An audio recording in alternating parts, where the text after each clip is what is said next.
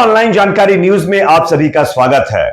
महाराष्ट्र, झारखंड समेत कई राज्यों के अंदर हुए विधानसभा चुनाव और उपचुनाव के रिजल्ट अब लगभग फाइनल हो चुके हैं। दोस्तों, इस वीडियो के जरिए से हम आपके सामने महाराष्ट्र, झारखंड के विधानसभा चुनाव रिजल्ट के बारे में जानकारी देंगे। साथ ही साथ 15 राज्यों की जो 46 सीटों पर उपचुनाव हुए हैं उसके भी रिजल्ट आपको बताएंगे। दोस्तों, हालांकि मीडिया के अंदर महाराष्ट्र की चर्चा खूब चल रही है, झारखंड को भी तवज्जो नहीं दी जा रही है, ना उपचुनाव जो 15 राज्यों के अंदर हुए हैं उनकी भी तवज्जो नहीं दी जा रही, क्योंकि वहां पर भारतीय जनता पार्टी की हालत जो हुई है ना, वो काफी चौंकाने वाली है। खैर, हम आपको बताएंगे कि 15 राज्यों की 46 सीटों पर हुए उपचुनाव में कौन से दल, कौन सी पार्टी कितनी सीटों पर जीती है। बीजेपी का कई राज्यों के अंदर खाता नहीं खुल पाया है। दोस्तों, एक एक करके तमाम सीटों के आंकड़े आपको बताएंगे। उससे पहले आपको क्या लगता है दोस्तों, जिस तरीके से यूपी, महाराष्ट्र के अंदर विधानसभा चुनाव करवाए गए हैं, क्या निष्पक्ष हुए हैं? कमेंट सेक्शन में फीडबैक जरूर दीजिए। और अगर आपको भी लगता है कि यहां पर झोल हुआ है तो कमेंट सेक्शन में 2 शब्द इस पर जरूर लिखिए। वीडियो पसंद आए तो लाइक करिए, शेयर करिए, चैनल पर नए हैं तो सब्सक्राइब जरूर कर लीजिए। सबसे पहले दोस्तों 2 बड़े राज्य महाराष्ट्र और झारखंड की बात कर लेते हैं, उसके बाद 15 राज्यों की 46 सीटों पर उपचुनाव के रिजल्ट की बात करेंगे। महाराष्ट्र के अंदर बीजेपी ने प्रचंड बहुमत हासिल किया है। एकनाथ शिंदे, अजीत पवार और बीजेपी ने मिलकर के 230 के करीब सीटों पर जीत हासिल कर ली है, जबकि महाविकास आघाड़ी के खाते में मात्र 50 सीटें जाती हुई नजर आ रही, या हम ये कहें कि चली गई हैं। 50 सीटें महाविकास आघाड़ी, अन्य के खाते में 7 सीटें। अगर यहां पर एमआईएम की बात करें तो एमआईएम के नेता इम्तियाज जलील जो जीत की कगार पर थे, वो भी 1000 से ज्यादा वोटों से चुनाव हार गए हैं। और मालेगांव की अगर बात करें तो यहां पर भी एमआईएम पार्टी के कैंडिडेट चुनाव हारे हैं, ऐसी खबर सामने आ रही है। शायद हो सकता है यहां पर काउंटिंग कुछ देर के लिए रोक दी गई, जब तक मैं वीडियो ये रिकॉर्ड कर रहा हूं। शायद रिजल्ट में कुछ ऊपर नीचे हो जाए, लेकिन दोनों कैंडिडेट लगभग मिलते जुलते हैं, तो यहां पर कुछ उम्मीद ही छोड़ दीजिए आप। तो महाराष्ट्र में फिलहाल बीजेपी की सरकार, लेकिन झारखंड के अंदर एक बहुत बड़ा उलटफेर हुआ। यहां पर बीजेपी का सुपड़ा साफ हो गया दोस्तों। 2019 के मुकाबले बीजेपी एनडीए की सीटें 4 से ज्यादा कम हो गई हैं, जबकि यहां पर इंडिया अलायंस ने प्रचंड बहुमत के साथ सरकार बनाई है और 57 सीटों पर जीत दर्ज की है, और इसमें 9 सीटें इंडिया अलायंस की बढ़ी हैं। लेकिन मीडिया में इसकी कोई चर्चा नहीं की जा रही है, क्योंकि मीडिया के हिसाब से बीजेपी के तलवे चाटने हैं तो वो बीजेपी की चर्चा करेगी। जहां पर वो बीजेपी जीतती है वहां पर उसकी बात वो करती है। वैसे हरियाणा और आप लोगों ने कश्मीर के ऊपर भी यही देखा होगा। कश्मीर के अंदर बीजेपी हारी, कोई चर्चा नहीं, जबकि हरियाणा में बीजेपी जीती, सिर्फ उसकी ही चर्चा मीडिया के अंदर की गई। तो मीडिया, चुनाव आयोग और ये सब जो चट्टे बट्टे हैं, ये क्या करते हैं ये बताने की जरूरत नहीं, आप सब जानते हैं। खैर, अब बात करते हैं दोस्तों जो है 15 राज्यों के 46 सीटों के आंकड़े की। सबसे पहले शुरुआत कर लेते हैं दोस्तों हम यहां पर असम से। असम के अंदर टोटल 5 सीटें हैं। बीजेपी की सरकार है, खूब घुसपैठी है, ना जाने क्या क्या यहां पर किया गया। असम के अंदर देखिए, अगर ये 5 सीटों की बात करें तो बीजेपी 3 सीटें और अदर के खाते में 2 सीटें गई हैं। मैं आपको बता भी देता हूं कि कहां कहां पर बीजेपी, कहां पर अन्य जीते हैं। देखिए, धुलई असम की जो ये सीट है, ये भारतीय जनता पार्टी यहां पर जीत गई है। सिडली असम के अंदर जो है यूपीपी यानी यूनाइटेड पीपल पार्टी लिबरल जो है ये चुनाव जीती है। और यहां पर जो है भोंगई गांव जो असम का आता है, यहां पर भी बीजेपी चुनाव हार गई है। यहां पर असम गण परिषद चुनाव जीती है, जबकि बेहाली के अंदर भारतीय जनता पार्टी चुनाव जीती है और समागुरी के अंदर भी भारतीय जनता पार्टी ने चुनाव जीता है। तो 3 सीटें बीजेपी और 2 सीटें अन्य के खाते में यानी असम के अंदर गई हैं। इसके बाद बात कर लेते हैं दूसरा, बिहार पर आ जाते हैं। 4 सीटें टोटल बिहार की हैं, और बिहार के अंदर देखिए बीजेपी एनडीए 3 सीटें, या चारों हम कह दें, एचएम जीती है। एचएम भी आप जानते होंगे बीजेपी के साथ है। तो बिहार की चारों सीटें बीजेपी के खाते में चली गई हैं, तो यहां पर बताने की जरूरत नहीं कौन कहां पर कितनी वोटों से जीता है। अब बात करते हैं बिहार के बाद छत्तीसगढ़ से। छत्तीसगढ़ के अंदर 1 सीट पर चुनाव हुआ, भारतीय जनता पार्टी के खाते में यह सीट चली गई है। गुजरात की बात करते हैं दोस्तों, तो गुजरात के अंदर भारतीय जनता पार्टी ने फाइनल राउंड में चुनाव जीता है मात्र 2442 वोटों से। वो भी किस तरीके की ये जीत होगी ये आप कल्पना नहीं कर सकते दोस्तों, सोच भी नहीं सकते किस तरीके से चुनाव जीता होगा। हालांकि यहां पर देखिए छत्तीसगढ़ के अंदर 46,167 वोटों से बीजेपी के कैंडिडेट चुनाव जीते हैं।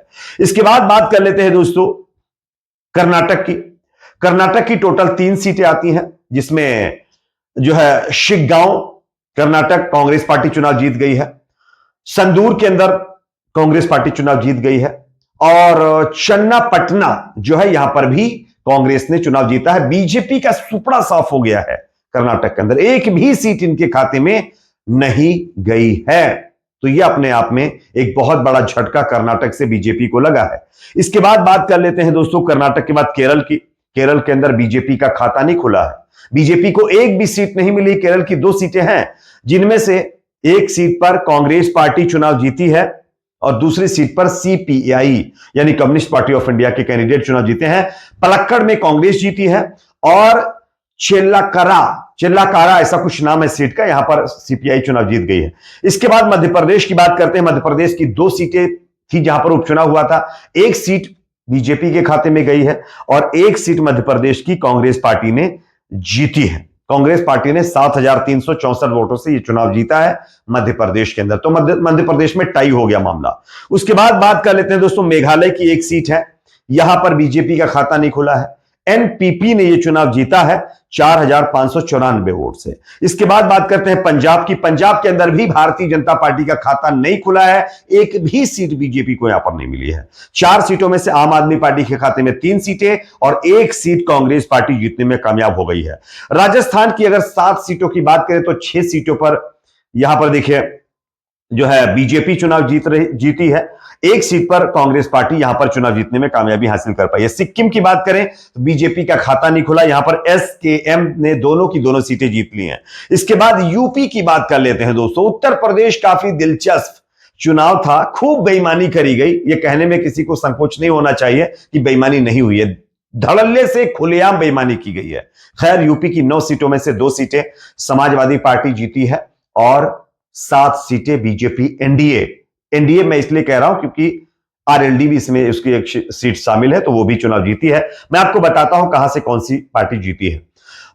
मीरापुर जो है यहां पर आरएलडी चुनाव जीती है। उसके बाद कुंदरकी 30 साल के बाद भारतीय जनता पार्टी यहां पर चुनाव जीत पाई है। मुस्लिम बहुल इलाका है, मेजोरिटी मुसलमानों की है, उसके बावजूद भी बीजेपी चुनाव जीती है। कैसे जीती होगी जरा सोच कर देखिएगा और दिल पर हाथ रख के देखिए कि अगर इसी तरीके से चुनाव देश में होने हैं तो चुनाव करवाने का कोई मतलब नहीं है। बीजेपी को घोषित कर दिया जाना चाहिए कोई चुनाव जीत गया है। तो कुंदरकी में बीजेपी चुनाव जीत गई है। गाजियाबाद के अंदर भारतीय जनता पार्टी चुनाव जीत गई है। खैर के अंदर जो बीजेपी चुनाव जीत गई है।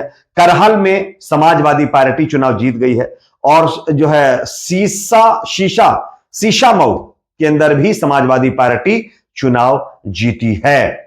और इसके बाद फूलपुर की बात करें तो भारतीय जनता पार्टी चुनाव जीती है और कटेहरी के अंदर भारतीय जनता पार्टी चुनाव जीत गई है। उसके बाद मझामा के अंदर भी भारतीय जनता पार्टी चुनाव जीती है। अब उत्तराखंड की बात कर लेते हैं। केदारनाथ, यहां पर भी बीजेपी चुनाव जीती है लेकिन बहुत कम वोटों से यह सीट जीत पाई है। उसके बाद सितई की बात कर लेते हैं जो कि उत्तराखंड के बाद वेस्ट बंगाल में आ जाते हैं। बीजेपी का खाता नहीं खुला है पश्चिम बंगाल के अंदर। 6 की 6 सीटें तृणमूल कांग्रेस ने जीती हैं दोस्तों। आप सोचिए कि किस तरीके की हार का सामना बीजेपी को करना पड़ा है पश्चिम बंगाल के अंदर, लेकिन मीडिया में कोई चर्चा नहीं हो रही है। इसके बाद बात कर लेते हैं 2 सीट जो कि लोकसभा की थी। वायनाड प्रियंका गांधी वाड्रा की सीट थी। 4,10,930 वोटों से प्रियंका गांधी वाड्रा यहां पर चुनाव जीती हैं। टोटल वोट उनको मिले हैं 6,22,338 और दूसरे नंबर पर यहां पर सीपीआई रही है, जबकि बीजेपी 3rd नंबर पर गई, मात्र 1 लाख वोट मिले हैं। यह अपने आप में ऐतिहासिक जीत कांग्रेस पार्टी की हुई है। इसके साथ साथ दोस्तों बात करें महाराष्ट्र की एमआईएम पार्टी की। बहुत सारे लोग पूछ रहे थे एमआईएम का क्या हुआ होगा, तो एमआईएम भाई देखिए ऐसा है, आप जानते हैं इम्तियाज जलील चुनाव हार गए हैं 1000 के करीब वोटों से रिकाउंटिंग में, ठीक है ना। इसके साथ साथ मालेगांव का रिजल्ट शायद बदल सकता है, एमआईएम के खाते में सीट जा सकती है, लेकिन उम्मीद कम है। लेकिन दोनों मतलब ये कैंडिडेट जो है मिलते जुलते थे, तो इसमें कोई बताने की जरूरत कुछ है नहीं। तो ये फिलहाल लेखा जोखा है। अब आपकी अपनी क्या राय कमेंट सेक्शन में बताइए। वीडियो अगर पसंद आए तो लाइक करें, इंफॉर्मेटिव दिखे तो सजेशन कुछ अगर आपका है तो कमेंट सेक्शन में जरूर रखिए। और हां, अगर आपने ऑनलाइन जानकारी चैनल को सब्सक्राइब नहीं किया है तो सब्सक्राइब करने के बाद घंटे का आइकन प्रेस करिए ताकि कभी भी हम वीडियो डालें तो उसका नोटिफिकेशन आपको मिल सके। मिलते हैं कुछ और खबरों के साथ।